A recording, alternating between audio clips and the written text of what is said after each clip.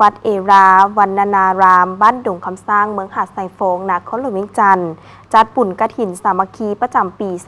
2025เพื่อระดมทุนสร้างรูปปั้นตัวสร้างและบูรณะรักษาวัดวาอารามสืบสานประเพณีบุญกฐินอันดีงามบุญกฐินสามัคคีวัดเอราวันวนารามบ้านดงคำสร้างเมืองหาดไซโฟงนครหลวงเวียงจันทร์ได้จัดขึ้นในวันที่26ตุลา2025โดยการนำพาของพระอาจารย์บุญส่งวงคำจันทร์เจ้าอธิการวัดเอราวันวนารามบ้านดงคำสร้างพร้อมด้วยอำนาจการปกครองบ้านเจ้าภาพเจ้าศรัทธารวมไปถึงประชาชนภายในบ้านและชาวพุทธเขตใกล้เคียงเข้าร่วม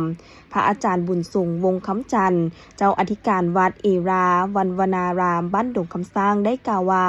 งานบุญดังกล่าวได้มีการเต้าโฮมพระสงฆ์สามเณรและญาติโยมชาวพุทธศาสนิกชนร่วมพิธีตักบาตรตั้งแต่เช้าและหยาดน้ำหับพรก่อนจะก้าวเข้าสู่พิธีแห่ต้นกฐินสามัคคี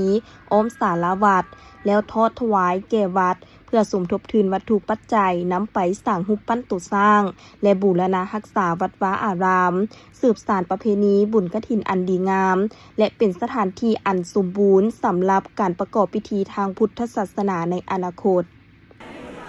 ขอน้อมนมัสการพระเถรานุเถระขอความสุขความเจริญพรออกตนญาติโยมชาวพุทธบริษัททั้งหลายข้าน้อยอาตมาพระอาจารย์บุญทรงวงคำจันทร์ในนามเจ้าที่การวัดเอราวัณวนารามบ้านหนองคำสร้างเมืองหาดไซฟองนครหลวงเวียงจันทร์ขอนมัสการและเจริญพรกล่าวจุดประสงค์ในการสร้างมหากองการกุศลคือบุญมหากฐินสามัคคีในระหว่างวันที่25-26ตุลา2025นี้อยู่ที่วัดเอราวัณวนารามก็ได้มีเจ้าภาพเจ้าศรัทธาลักษ์ก็คือทางครอบครัวจันเพ็งเป็นต้นก็แม่นพอออกลำไม่ออกแขกไม่ออกท้องเขียนไม่ออกท้องเหรียญแล้วก็พวกบุญมีพวกคำศรีไม่ออกยี่พวกคำมณีเว้ารวมกับแม่นครอบครัวจันเพ็งที่ได้มีจิตใจใส่ศรัทธาภาษาทะอันแห่งกล้าได้สละทรัพย์ได้มาสร้างกองการกุศลบุญมหาสามัคคีก็คือบุญพระมหากฐินสามัคคีในครั้งนี้เพื่อเป็นการเต้าโฮมความสมานสามัคคีระหว่างพระภิกษุสงฆ์สามเณรและออกตนญาติโยมชาวพุทธบริษัททั้งหลายได้เต้าโฮมความสมานสามัคคีเป็นปึกแผ่นและจุดประสงค์เพื่อจะได้นำวัตถุปัจจัยมาก่อสร้างใหญ่เอราวัณอยู่ที่วัดเอราวัณวนารามบ้านดงคำสร้างแห่งนี้ให้สำเร็จลุล่วงไปด้วยดี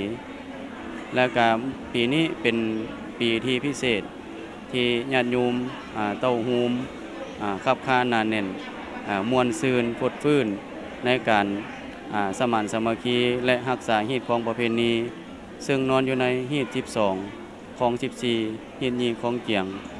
ประเพณีอันดีงามของชาติลาวเฮาแต่นี้ญาติโยมก็จะได้เต้าโฮมกันเป็นขบวนฟดฟื้นมวลซืนในกองการกุศลจะได้แห่พามหากฐินอ้อมวัดสิมมา3 รอบแล้วนำขึ้นมาให้ญาติโยมทั้งหลายมวลชนทั้งหลายได้อนุโมทนาทานและให้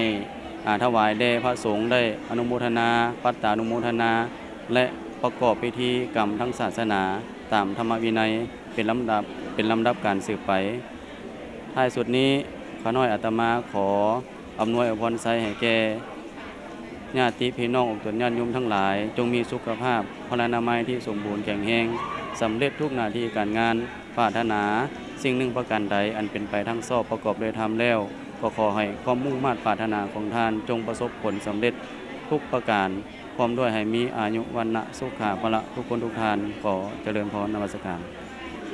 พร้อมกันนั้นพระอาจารย์บุญส่งวงคำจันทร์ยังได้อวยพรให้ญาติโยมทุกท่านผู้มีจิตใจศรัทธาในการร่วมทำบุญในครั้งนี้ให้ประสบแต่ความสุขความเจริญหุ่งเหืองและพบแต่ความดีงามตลอดไป